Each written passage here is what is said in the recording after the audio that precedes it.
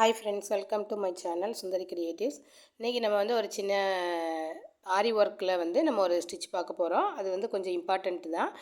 நீங்கள் இதில் ட்ரை பண்ணி பாருங்கள். சப்போஸ் உங்களுக்கு சூயிங் த்ரெட்டில் வரலன்னா ஜரி வச்சு போட்டுக்கோங்க. சூயிங் த்ரெட் போட்டால் நல்லது. அப்படி சப்போஸ் ரொம்ப கஷ்டமாக இருக்கிற மாதிரி இருந்துச்சுன்னா கொஞ்சம் ட்ரை பண்ணுங்கள். அப்படி இல்லைன்னா ஜரி வச்சு கூட சில ட்ரை போடுவாங்க. அந்த மாதிரி கூட நீங்கள் ட்ரை பண்ணி பாருங்கள். இது நான் நார்மலாக சூயிங் த்ரெட் வச்சு தான் ட்ரை பண்ணுறேன். இதுவே நல்லா ஈஸியாக தான் இருக்கும். நீங்களும் ட்ரை பண்ணி பாருங்கள். நான் இப்போது ஃபஸ்ட்டு நீங்கள் ட்ரை பண்ணுறீங்க அப்படின்னா கொஞ்சம் பெரிய ஸ்டோனாக எடுத்து ட்ரை பண்ணுங்கள். ஸ்டோன்ஸில் நிறைய வெரைட்டிஸ் இருக்குது. கலர் ஸ்டோனு, அப்புறம் கொஞ்சம் பெருசாக கொஞ்சம் சின்னதாக அந்த மாதிரி இருக்குது. மல்டி கலர்லலாம் இப்போ அவைலபிளாக இருக்குது மார்க்கெட்டில். நான் என்கிட்ட இருந்த சின்ன ஒரு ஸ்டோன் தான் நான் எடுத்திருக்கேன். இது எப்படி ஸ்டிச் பண்ணணுங்கிற மெத்தடை சொல்கிறேன். 2 மெத்தடில் நம்ம ஸ்டிச் பண்ணலாம் இந்த ஸ்டோன் செயினை. பாருங்கள், இப்போ நான் ஸ்டிச் பண்ணி காட்டுற மெத்தடு பே ஷேப், தமிழ் லெட்டர் பே இருக்கும் பார்த்தீங்களா, அந்த மாதிரி நான் இப்போ போட்டு டயக்ராம் போட்டு காமிக்கிறேன் பாருங்கள். அந்த மாதிரி தான் நம்ம நீடில், அந்த லைன்ஸ் எல்லாம் நீடில் டாட் வச்சுருக்கோம் பார்த்தீங்களா, அதெல்லாம் நம்ம ஸ்டோன் இருக்கிற மாதிரி கன்சிடர் பண்ணிவிட்டு நம்ம ஸ்டிச் பண்ண போகிறோம். இப்போ பாருங்கள், கீழேருந்து நீடில் எடுத்துகிட்டு எல்லாமே செயின் ஸ்டிச்சை பேஸ் பண்ணி தான் ஆரி ஒர்க்கே வரும். அதனால் நீங்கள் செயின் ஸ்டிச்சில் மட்டும் நல்லா பழகிட்டிங்கன்னா அது ஆட்டோமேட்டிக்காக வந்துடும். நீங்களும் அப்படி ட்ரை பண்ணி பாருங்கள். அதுவும் நான் இப்போ அந்த சைடில் கொஞ்சம் தள்ளி போட்டு காமிச்சேன். அது கொஞ்சம் வீடியோவில் கவர் ஆகலை, கொஞ்சம் பெருசாக போட்டு காமிச்சிருக்கேன், அவ்வளோதான். இந்த மாதிரி பே லெட்டர் ஷேப்பில் தான் நீங்கள் ஸ்டிச் பண்ண போகிறீங்க. இன்னொரு மெத்தடு இருக்குது. அது பட்டன் ஹோல் ஸ்டிச்சில் நம்ம செய்யக்கூடியது. நீங்கள் இது ரொம்ப ரொம்ப ஈஸி. இந்த ஸ்டிச்சை நீங்கள் பழகிக்கோங்க. நம்ம த்ரெட் ஒர்க்கு கொஞ்சம் பழகினதுக்கப்புறமா நம்ம அந்த மெத்தடை உங்களுக்கு நான் சொல்லித்தரேன். இப்போ பார்த்தீங்கன்னா, ஸ்டோன் செயினை ஃபஸ்ட்டு நீங்கள் ட்ரை பண்ணுறீங்கன்னா கொஞ்சம் பெரிய ஸ்டோனாக எடுத்துக்கோங்க. நான் என்கிட்ட இருக்க சின்ன ஸ்டோன் தான் எடுத்திருக்கேன். நான் ஆல்ரெடி ஸ்டிச் பண்ணி பழகிறதுனால நான் அதே உங்களுக்கு சொல்லி காட்டுறேன். ஸ்டோன் செயின் பெருசு எடுத்துக்கோங்க. அப்போ தான் அந்த கேப் கொஞ்சம் பெருசாக இருக்கும், உங்களுக்கு ஸ்டிச் பண்ணுறதுக்கு ஈஸியாக இருக்கும். இப்போ வேணும்னா கொஞ்சம் கம் போட்டு முதல்ல ஒட்டிக்கோங்க. நான் ஒட்டவே இல்லை, ஆனால் அந்த ஸ்ட்ரெயிட் லைன் மாதிரி வரைஞ்சிருக்கேன் பார்த்தீங்களா, அதிலே கரெக்டாக வந்துடும். நீங்களும் பழக பழக உங்களுக்கும் வந்துடும். பாருங்கள், கீழேருந்து நீடியில் த்ரெட்டை மேலே எடுத்துக்கோங்க. எடுத்துட்டு அதுக்கப்புறம் அந்த செயினை அந்த இடத்துக்கு கொண்டு வந்துக்கோங்க. ஒரு செயின் போட்டு எடுத்துட்டு அந்த இடத்துக்கு கொண்டு வந்துட்டு நம்ம ஸ்டிச்சு எப்படி போட போகிறோம் அப்படின்னா, ஒவ்வொரு ஸ்டோனுக்கு இடையில நமக்கு ஒரு கேப் இருக்கும். அது உங்களுக்கு தெரியும், ஏன்னா பார்த்து ஸ்டோன் செயின் எல்லாருக்குமே தெரிஞ்சிருக்கும். நீங்கள் ஃபஸ்ட்டு ட்ரை பண்ணும்போது பெரிய செயின் எடுத்து ட்ரை பண்ணுங்கள். ஏன்னா நம்ம இதில் கேப் கொஞ்சம் சின்னதாகவே இருக்கும். நம்ம ஸ்டிச் பண்ணால் கஷ்டமாக இருக்க மாதிரி தெரியும். அதனால் நீங்கள் அதை எடுத்துக்கோங்க, பெரிய ஸ்டோனு. இங்கே பாருங்கள், கீழேருந்து நீடியில் த்ரெட்டை எடுத்துட்டு ஒரு செயின் போட்டேன். அதை அப்படியே லாக்கு, அதாவது சின்ன செயின் எதுவுமே போடலை, அப்படியே பக்கத்தில் கொண்டு போய் மேலே டயக்ராம் காமிச்சிருக்கேன் பார்த்தீங்களா, ஒவ்வொரு செயினுக்கு இடையில அந்த த்ரெட்டை கொண்டு ஒரு செயின் போட போகிறோம். வேறு ஒன்றுமே கிடையாது, ஈஸி தான். நீங்கள் ட்ரை பண்ணி பாருங்கள். ஃபஸ்ட்டு தெரியலன்னா கொஞ்சம் ஜூம் பண்ணி பாருங்கள், கண்டிப்பாக புரியும். கீழேருந்து த்ரெட்டை எடுத்துட்டு ஒரு செயின் போட்டு அதை அப்படியே அந்த செயின் 2 செயினுக்கு இடையில கேப் இருக்குது பார்த்தீங்களா, அந்த கேப் வழியாக மேல் பக்கம் கொண்டு போய் அங்கே ஒரு செயின் போடுங்க.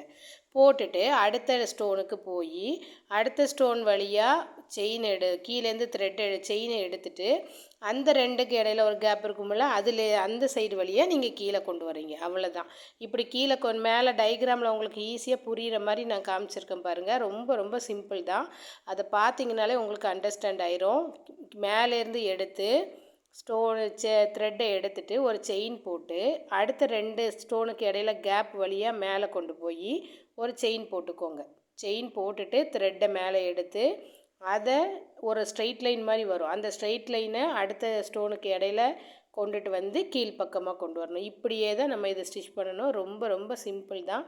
ட்ரை பண்ணி பாருங்கள். புரியலைனாலும் கேளுங்க, நான் திருப்பி உங்களுக்கு அதாவது ஒரு ஸ்டோனு அல்லது ஏதாவது ஒரு இமேஜ் ஒர்க் பண்ணி கூட நான் உங்களுக்கு சொல்லித்தரேன். அல்லது நம்ம ஒரு பெரிய ஸ்டோன் கூட வாங்கிட்டு இன்னொரு வீடியோ கூட உங்களுக்கு நான் சொல்லி கொடுக்குறேன். ஏன்னா நம்ம மேக்ஸிமம் ப்ளவுஸ் ஒர்க் ஸ்டார்ட் பண்ணும்போது ஃபஸ்ட்டு 2 லைன் ஜரி போடுவோம், அடுத்து சுகர் பீடு, அடுத்து வேணால் 3mm 4mm ஏதோ ஒன்று வைப்பாங்க. மேக்ஸிமம் ஸ்டோன் செயின் யூஸ் பண்ணுவாங்க. அதனால் இந்த ஒரு ஸ்டிச்சு நீங்கள் ஈஸியாக பழகிக்கோங்க. இன்னொன்றும் ஈஸி தான், ஆனால் அது நம்ம சில்க் த்ரெட்டில் பண்ணக்கூடியது. நம்ம கொஞ்சம் ஸ்டிச்சு சில்க் த்ரெட்டில் பார்த்ததுக்கப்புறம் நான் உங்களுக்கு அந்த மெத்தடு சொல்லித்தரேன்.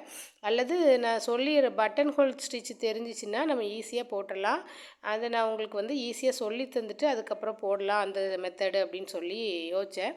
அதனால் இந்த மெத்தடை ஃபாலோ பண்ணுங்கள். ஈஸி தான் இது. கீழேருந்து த்ரெட்டை எடுக்கிறோம்.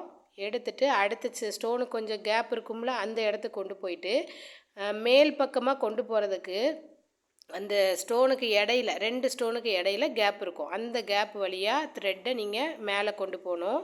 கொண்டு போயிட்டு ஒரு செயின் போட்டுக்கோங்க. போட்டுட்டு ஒரு ஸ்ட்ரெயிட் லைன் போட்டு அதை கீழ்ப்பக்கமாக கொண்டு வாங்க. ஏன்னா ஒரு ஸ்டோனுக்கு இடையில நமக்கு ஒவ்வொரு ஸ்டோனுக்கு இடையில கேப் இருக்கும்ல, அந்த கேப் வழியாக தான் நம்ம கீழ்ப்பக்கமும் கொண்டு வரணும், மேல் பக்கமும் கொண்டு போகணும்.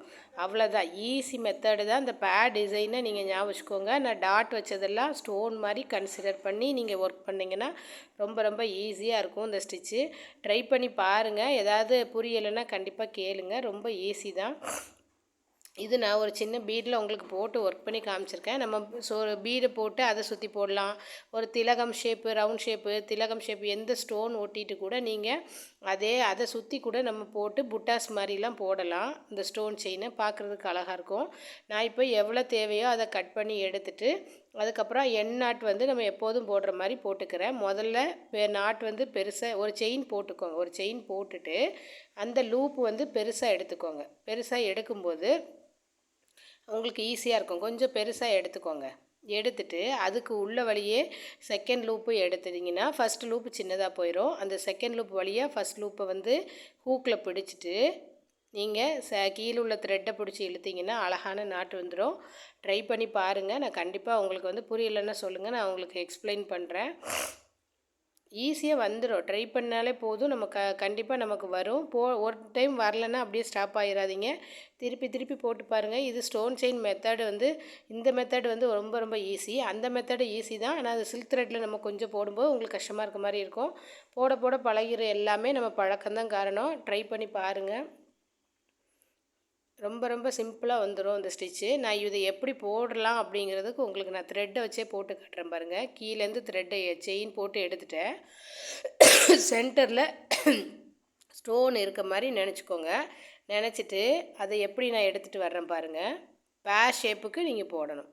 ஜிக்ஜாக் போட்டிங்க தெரியுமா, வி ஷேப்பில், அதே மாதிரி இது கீழே மேலே போடுறோம். ஏன் கீழே மேலே போடுறோன்னா சென்டரில் ஒரு கோடு மாதிரி வரும். அந்த கோடு வர்ற இடத்துல ஸ்டோன் இருக்கும். அடுத்த கேப் வர்ற இடத்துல நம்ம வந்து கீழே கொண்டு வந்துடுவோம் த்ரெட்டை. இங்கே பாருங்கள், கீழேருந்து நெக்ஸ்ட்டு ஒரு ஸ்ட்ரெயிட் லைன் தான் வரும். ஸ்ட்ரெயிட் லைன் போட்டதுக்கு அப்புறமா நம்ம கேப் வந்துடும் அடுத்த ஸ்டோனு. அது வழியாக மேலே கொண்டு போகணும். அடுத்து ஒரு ஸ்ட்ரெயிட் லைனு, அதுக்கப்புறம் கேப் வர்றது வழியாக கீழே கொண்டு வரணும். இதே மெத்தடில் ஃபாலோ பண்ணி ட்ரை பண்ணுங்கள். வரலைன்னா சொல்லுங்கள். கண்டிப்பாக நான் ஷேப் வேறு டிசைன்ஸ் வச்சு போடும்போது உங்களுக்கு எக்ஸ்பிளைன் பண்ணுறேன். இதை போட்டு இப்போ கம்ப்ளீட் பண்ணிடலாம். ரொம்ப ரொம்ப சிம்பிள் தான். ட்ரை பண்ணி பாருங்கள். ட்ரை பண்ணி பார்த்துட்டு சொல்லுங்கள். இந்த வீடியோ வந்து பிகினருக்கு ரொம்ப யூஸ்ஃபுல்லாக இருக்கும். அப்படி யூஸ்ஃபுல்லாக இருந்தால் லைக் பண்ணுங்கள், ஷேர் பண்ணுங்கள், சப்ஸ்கிரைப் பண்ணி சேனலுக்கு சப்போர்ட் பண்ணுங்கள். புதுசாக இப்போ தான் நம்ம வீடியோ பார்க்குறீங்கன்னா நீங்கள் வந்து நான் ஃப்ரீயாக ஆரி கிளாஸ் எடுத்துகிட்ருக்கேன். ஜாயின் பண்ணுறவங்க வாட்ஸ்அப் குரூப்பில் வந்து கிளிக் பண்ணி ஜாயின் பண்ணிக்கலாம். ப்ரூச்சஸ் கிளாஸும் நான் 1 மந்த் ஃப்ரீயாக போட்டிருக்கேன். வேணுங்கவங்க என் நம்பரில் காண்டாக்ட் பண்ணுங்கள். நான் என் நம்பரும் கொடுத்துருக்கேன். இந்த ஸ்டிச்சை நீங்கள் ட்ரை பண்ணி பாருங்கள். ட்ரை பண்ணி பார்த்துட்டு எப்படி இருக்குங்க, எப்படி இதுக்கு ஒரு டிசைனும் போடணும். அவுட்லைனாக இதை வச்சுட்டு ட்ரை பண்ணி பார்த்துட்டு ஒரு டிசைன் சென்ட் பண்ணுங்கள் எனக்கு ஒர்க் பண்ணி. வாட்ஸ்அப் குரூப்பில் இருக்கிறவங்க இதை இப்போ போட்டு கம்ப்ளீட் பண்ணிடலாம். அவ்வளோதான். ட்ரை பண்ணுங்கள்.